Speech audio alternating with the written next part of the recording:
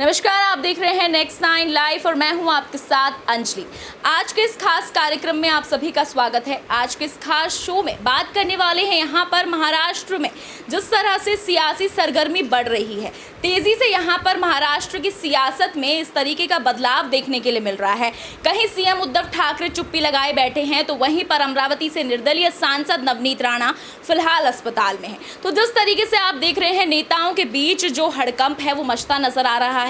जिस तरीके से राज ठाकरे एक के बाद एक दलीलें पेश कर रहे हैं, जिस तरीके से मस्जिदों के बाहर वो आंदोलन कर रहे थे, जिस तरीके से उनके एमएनएस के 250 कार्यकर्ताओं के बाद भी कई कार्यकर्ताओं को गिरफ्तार किया गया, इस तरीके के यहाँ पर महाराष्ट्र में जो सियासत है वो उस तरीके से फैलती नजर आ रही है। लेकिन यहाँ पर सवाल ये खड़ा होता है उद्धव ठाकरे की कुर्सी पर, सीएम पद पर, कि आखिर उद्धव ठाकरे माफ कीजिएगा, जो चुप्पी साधे बैठे हैं, अगर उनकी और जनता जो ये मांग कर रही है कि उनको इस्तीफा दे देना चाहिए, आधी जनता जो कि उद्धव ठाकरे के खिलाफ नजर आ रही है, इस तरह की दलीलें पेश कर रही है, उन पर आक्रोश जता रही है। बीते दिन आपने देखा था किस तरीके से एमएनएस के कार्यकर्ताओं ने दफ्तर के बाहर यहाँ पर शिवसेना के दफ्तर के बाहर तोड़फोड़ मचाई, वहां के सेवक के साथ मारपीट की और उनके बाद उन्हें जेल डाल दिया गया। तो जिस तरीके से आप देख रहे हैं नवनीत राणा के जो सपोर्टर्स हैं वो बाहर निकल कर आ रहे हैं और तमाम तरीके की दलीलें पेश कर रहे हैं। और वहीं नवनीत राणा जो इस वक्त बीमार बताई जा रही हैं, लगातार अस्पताल से उनकी तस्वीरें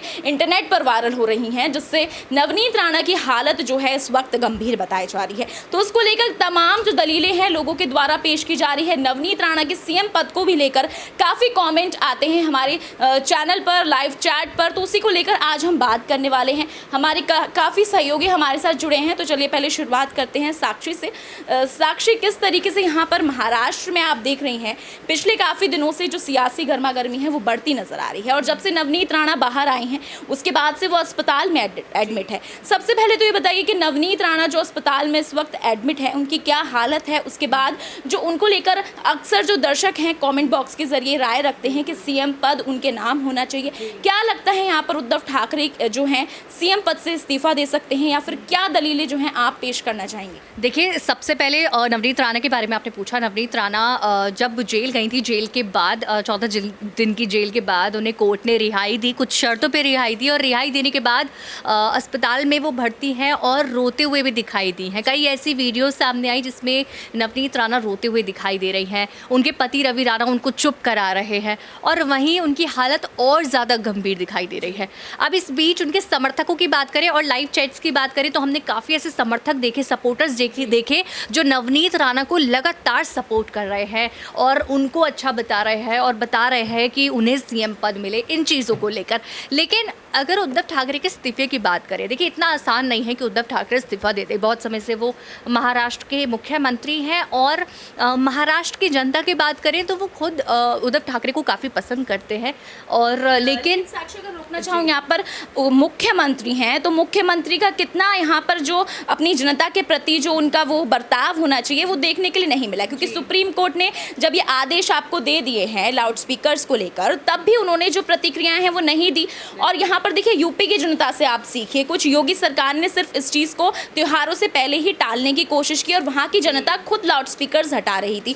तो कहीं ना कहीं सीएम उद्धव ठाकरे अपनी जिम्मेदारियों से नीचे नहीं आ रहे। जी, ये बात बिल्कुल आपने ठीक कही और ये हुआ भी था, क्योंकि जब लाउड स्पीकर का मुद्दा शुरू हुआ था और महाराष्ट्र में जब ये बिल्कुल चरम सीमा तक पहुंच गया था, तो उस वक्त महाराष्ट्र में तो कोई निर्णय नहीं लिया गया, लेकिन उत्तर प्रदेश की बात करें तो वहाँ पर तुरंत निर्णय लिया गया और उस पर निर्णय लेने के बाद आपने देखा कि किस तरह से वहाँ की जनता ने खुद लाउड स्पीकर उतारे। तो वो वही चीज़ है कि वो जिम्मेदारी से हटे। उद्धव ठाकरे की ये चीज़ें दिखी कि वो अपनी जिम्मेदारी से हटते हैं और अगर उनसे कोई दुश्मनी मोड़ ले तो उसका उल्टा जवाब मिलता है और बहुत अच्छे से मिलता है। और अभी देखने को मिल रहा है नवनीत राणा के लिए, जिस तरह से उनकी तरफ से नवनीत राणा को लेकर माफ़ी मांगने की अभी आई कि वो माफ़ी मांगे उनसे, इन चीज़ों को लेकर। तो ये चीज़ें ठीक है कि मांग बिल्कुल ठीक उठ रही है कि वो इस्तीफा दे, पर इतनी आसानी से यही चीज़ है कि वो इस्तीफा नहीं देंगे, ये साफ तौर पर दिखाई देता है। इस्तीफा नहीं देंगे, इस तरह की तमाम चीज़ें साक्षी बता रही हैं। लेकिन साक्षी, जिस तरीके से राज ठाकरे से अगर कंपेयर किया जाए, राज ठाकरे जो कि उनके चचेरे भाई हैं, उनसे अगर कंपैरिजन किया जाए, नवनीत राणा को इतनी जल्दी राजद्रोह के केस में गिरफ्तार कर लिया गया। लेकिन जब सवाल उनके चचेरे भाई राज ठाकरे पर आया, नवनीत राणा तो बाद में आई, लेकिन राज ठाकरे ने ही तो पहले बयान को सुलगाया था। उसके बाद नवनीत राणा आई थी और उन्होंने सिर्फ ये बात कही थी कि वो मातोश्री के आगे पाठ करना चाहती हैं, वो गई नहीं थी। पुलिस उन्हें घर से खदेड़ कर लेकर गई है, वारंट जारी किया गया है। तो राज ठाकरे को इस पर सोचने, राज ठाकरे जो कि कब से इस तरह की बात पेश कर रहे हैं, तो उनको अभी तक गिरफ्तार क्यों नहीं किया गया? जी बिल्कुल, देखिए राज ठाकरे का ही सबसे पहले ये बड़ा बयान आया है और राज ठाकरे से इस बयान की शुरुआत हुई है कि राज ठाकरे ने सबसे पहले इस तरह का बयान दिया जिसकी वजह से ये एक हिंसा की जड़ बनी, जिसकी वजह से नवनीत राणा निकली और हर कोई उस मुद्दे पर बोलना शुरू किया। लाउडस्पीकर को लेकर जनता के अंदर एकदम जो आ गई, बोलने लगे, शिवसेना की तरफ से निकल कर आ रहे हैं, नवनीत राणा के सपोर्ट से निकल कर आ रहे हैं। तो वही चीज़ हुई ना कि जब वहाँ से मुद्दा शुरू हुआ तो किसी ने ध्यान ही नहीं दिया कि मुद्दा कहाँ से आया है, बयान सबसे पहले किसने दिया है, जिसके बयान से इतना बड़ा बवाल जो है वो फैल गया। उस बयान के बाद नवनीत राणा ने इस तरह का बयान दे दिया कि मैं जो सीएम है, मुख्यमंत्री है महाराष्ट्र के, उद्धव ठाकरे के घर के बाहर आके, मातोश्री के बाहर आकर हनुमान चालीसा का पाठ करूंगी। इतनी बात उन्होंने कही जो शिवसेना को बुरी लगी और उसके बाद उनको इस तरह से राजद्रोह, देशद्रोह का केस लगाकर उनको जेल में डाल दिया गया। और फिर उनके साथ क्या व्यवहार हुआ वो हर कोई जानता है। उनके सपोर्टक, उनके जो समर्थक हैं वो जानते हैं कि नवनीत राणा के साथ क्या हाल हुआ। तो यही चीज़ है कि राज ठाकरे को, ये बात आपने बिल्कुल ठीक की कि उनको इस चीज़ पर कोई कार्रवाई नहीं हुई। उद्धव ठाकरे के भाई हैं, लेकिन उद्धव ठाकरे खुद उनकी किसी भी बात पर कुछ नहीं बोले। अब देखिए, अब उनका एक बयान आया है, उन पर कार्रवाई की जाएगी। अब देखते हैं कि कितनी उन पर कार्रवाई की जाएगी, वो क्या करते हैं, उनको लेकर क्या बोलते हैं। लेकिन वो रुकने का नाम नहीं ले रहे हैं। यहाँ रैली हो रही है, अयोध्या जाने की बात हो रही है, वो लगातार अपनी बातों पर अड़े हुए हैं और चल रहे हैं। और लाउडस्पीकर को लेकर आपको बताऊं कि एक और मुद्दा भी फिर से उन्होंने शुरू किया, जहां उन्होंने पुलिस से बोला है कि लाउडस्पीकर को लाके, ये जितने भी मस्जिद में से लाउडस्पीकर हैं उनको लाकर सड़क पर लाकर रख दे, इस तरह की बातें वो कर रहे हैं उनको लेकर। तो अगर ऐसी चीज़ें होंगी, अगर ऐसी चीज़ें बोलेंगे तो क्यों उन पर कार्रवाई नहीं की जा रही है? आप ऐसी चीज़ें बोलते हैं। जी बिल्कुल, साक्षी ने ऐसी तमाम अपडेट्स दी हैं। तो इसी को लेकर यहाँ पर नवनीत राणा को लेकर वो पक्ष रखती नजर आई कि नवनीत राणा के साथ जेल में किस तरीके का जो व्यवहार है वो हुआ है। तो उसी को लेकर, नवनीत राणा को लेकर अगर मैं बात करनी चाहूँ अपनी सहयोगी कशिश के साथ, तो कशिश, किस तरीके का जो बर्ताव है नवनीत राणा के साथ जेल में हुआ और जो तमाम तस्वीरें अस्पताल से वायरल हो रही हैं नवनीत राणा की, या कहें कि अपलोड करवाई जा रही हैं जानबूझ के, तो उस पर आप क्या कहना चाहेंगे? देखिए, सोचने वाली बात तो यहाँ पर बनती है कि आखिरकार वो तस्वीरें कैसे बाहर आ रही है। आप जब तक खुद से क्लिक नहीं कराएंगे उन फोटोज़ को, तो बाहर आके वायरल होना, खबरें आना, उस चीज़ को लेकर सवाल उठना लाजमी है।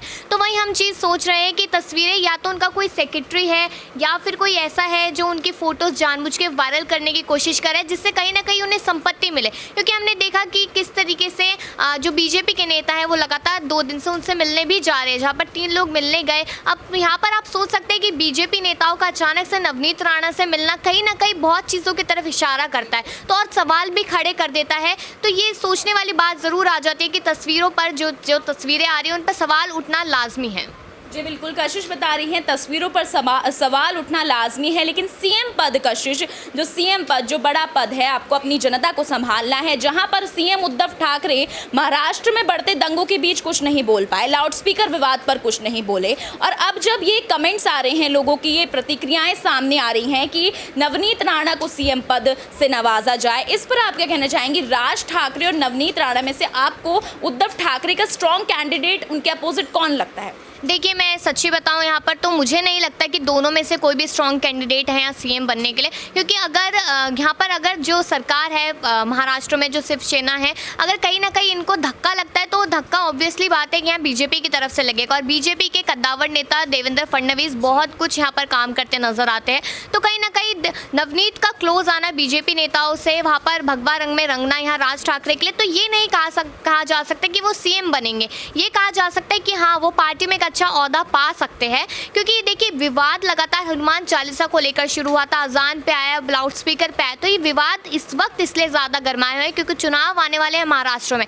चुनाव जैसे खत्म होंगे उसके बाद ये मुद्दे कहाँ जाएंगे किसी को कुछ मालूम नहीं है। लेकिन मैं आपको बता दूं कि यहाँ पर नवनीत राणा को जब गिरफ्तार किया गया था, जब मातोश्री के बाहर वो पहुंची थी, उसके बाद उनकी गिरफ्तारी हुई थी। घर से उन्हें गिरफ्तार नहीं किया गया था क्योंकि घर पे उनकी बेटी और उनके जो सास ससुर है वो लोग मौजूद थे।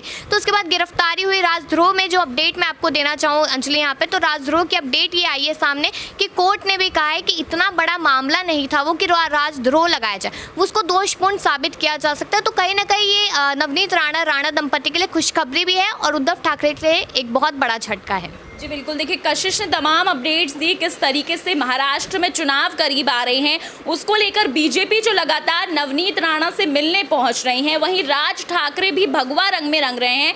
तो कहीं ना कहीं बीजेपी के स्ट्रॉन्ग कैंडिडेट के बारे में, देवेंद्र फडणवीस के बारे में कशिश बता रही हैं कि स्ट्रॉन्ग कैंडिडेट है, काफ़ी कामकाज उन्होंने किया है। तो क्या एक ये बड़ी वजह हो सकती है भगवा रंग में रंगने की राज ठाकरे की, कि वो बीजेपी के साथ पार्टी बनाकर इस तरह से महाराष्ट्र में राज करना चाहे, क्योंकि उन्हें पता है कि सीएम पद उनसे काफी दूर है और नवनीत राणा जो कि अमरावती से निर्दलीय सांसद है, उनसे भी सीएम पद अभी कहीं ना कहीं दूर है। तो ऐसी तमाम अपडेट्स हमने आपको अपने इस खास कार्यक्रम के जरिए दी। आपकी क्या राय है, आप क्या सोचते हैं नवनीत राणा और राज ठाकरे को लेकर, कमेंट बॉक्स पर जरूर बताइएगा। फिलहाल के लिए इतना ही। अंजलि की रिपोर्ट, कैमरा पर्सन सुमित के साथ।